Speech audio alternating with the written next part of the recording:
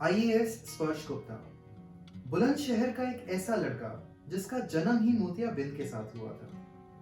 Third class आते आते इन्होंने अपनी एक आंख की रोशनी गंवा दी और 2011 तक दूसरी आंख की रोशनी भी जा चुकी थी। कोई और होता तो शायद इसे अपनी किस्मत मानकर पूरी जिंदगी अंधेरे में निकालने को तैयार हो जाता, कोई आम इंसान। But not this guy.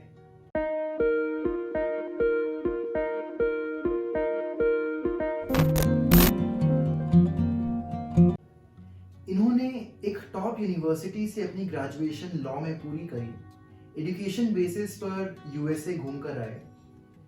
Gujarat में कई महीने ओएनजीसी के साथ काम किया और उसके बाद 28 की उम्र आते आते ही cracked UPSC with all India rank 3 in special category and today he is an IAS officer.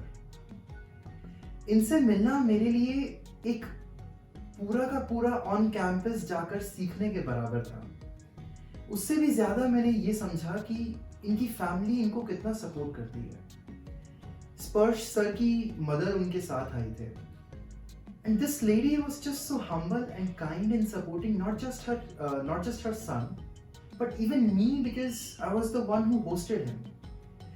पूरा समय वो स्टूडियो के बाहर बैठे रहे। मैंने उन्हें रिक्वेस्ट किया कि आप अंदर आकर बैठ जाइए, सिर्फ इसलिए कि हम लोग डिस्टर्ब ना हों। वो स्टूडियो के अंदर नहीं आए। उन्हें मेरा नाम पहले से पता था, उन्होंने मेरी वीडियोस देख रखी थी।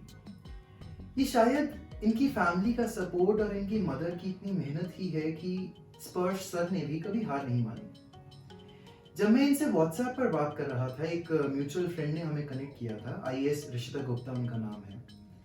तो जब मैं व्हाट्सएप पर इनसे बात कर रहा था, मुझे थोड़ा हैरानगी हो रही थी, कुछ सवाल आ रहे थे मन में कि how is he able to text himself, like किस तरीके से उसको पढ़ पा रहे हैं, कैसे रिप्लाई कर रहे हैं, किस तरीके से सब चीजें चल रही हैं इनके एंड पे। और जब मैं इनसे मिला तो इन्होंने मुझे वो करके दिखाया। मेरे लिए वो एकदम अद्भुत एक्सपीरियंस था ये देखना कि किस तरीके से आज की टेक्नोलॉजी जो है और इन्होंने उसके बारे में पता किया and now he is using that. ये एक बहुत स्ट्रॉन्ग विल पावर का ही नतीजा है। उससे भी ज्यादा his curiosity is his best friend. जब ये हमारे साथ वीडियो करने के लिए आए तो when he walk inside the studio, भले ही इन्हें बहुत ज्यादा चीजें आसपास में दिखाई ना दें, बट इनकी सुनने की क्षमता बहुत बहुत विशाल है। तो स्टूडियो में घुसते ही इन्होंने मुझसे बहुत ऐसे सवाल किए जो मैंने एक्सपेक्ट नहीं किए थे कि हम लोग शूट किस तरफ से कर रहे हैं, किस कैमरा से हम लोग शूट कर रहे हैं, ऑडियो कहाँ कहाँ जाएगा, लाइट किस तरफ से आ रही है, हम लोग किस तरफ होकर बैठेंगे। ये सब सवाल आम तौर पर इतने बड़े शायद नहीं लगते हैं, लेकिन जिस तरीके से इन्होंने उसके बारे में पूछा, जाना और हर चीज को एक एक तरीके से बताया अपने बारे में भी, जब इंटरव्यू हमने किया तो आप वो वीडियो देखेंगे तो कहीं पर भी कोई शिकन इनके चेहरे पर नहीं थी, कोई सहानुभूति का भाव नहीं था। इनका सिर्फ ये भाव था कि मैं हूं, मैं जैसा हूं, मैं जैसा दिखता हूं वैसा ही मैं लोगों की सेवा करना चाहता हूं और इसके लिए मुझे कोई एक्स्ट्रा सहानुभूति ना मिले तो ही बेहतर है। He is a big man. मैं वो पूरा हफ्ता उस कॉन्वर्सेशन के बाद, उस वीडियो शूट करने के बाद मैं सोचता रहा कि मेरी अपनी प्रॉब्लम्स मेरी लाइफ में कितनी छोटी हैं। और दूसरी चीज ये है कि प्रॉब्लम कोई भी हो, हर चीज का सॉल्यूशन है, बस आपको उसको जाके फिगर आउट करना है। पिछले लगभग 1.5-2 सालों में मैंने अपने से कई बेहतर लोगों के साथ काम किया, उनके साथ वीडियोस बनाए और उन सभी सक्सेसफुल लोगों से मैंने ऑफ द कैमरा एक सिमिलर सी चीज सीखी। वो ये थी कि ये सभी लोग, all of these people paid a great deal of attention to their rest and sleep। ये लर्निंग मुझे अभी बहुत रिसेंटली कोविड पॉजिटिव होने के बाद काफ़ी काम आई, जब मुझे बहुत सारे स्लीप इश्यूज आने लगे थे।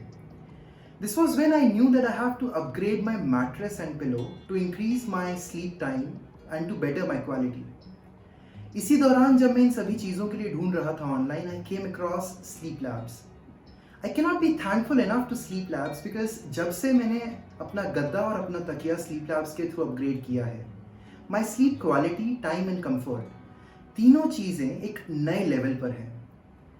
इनफैक्ट अगर आप भी अपने आसपास या अपने खुद के लिए, if you are looking to upgrade your mattress and pillow to have a better quality of sleep, I'd strongly recommend that you check out Sleep Labs. The link is in the description box.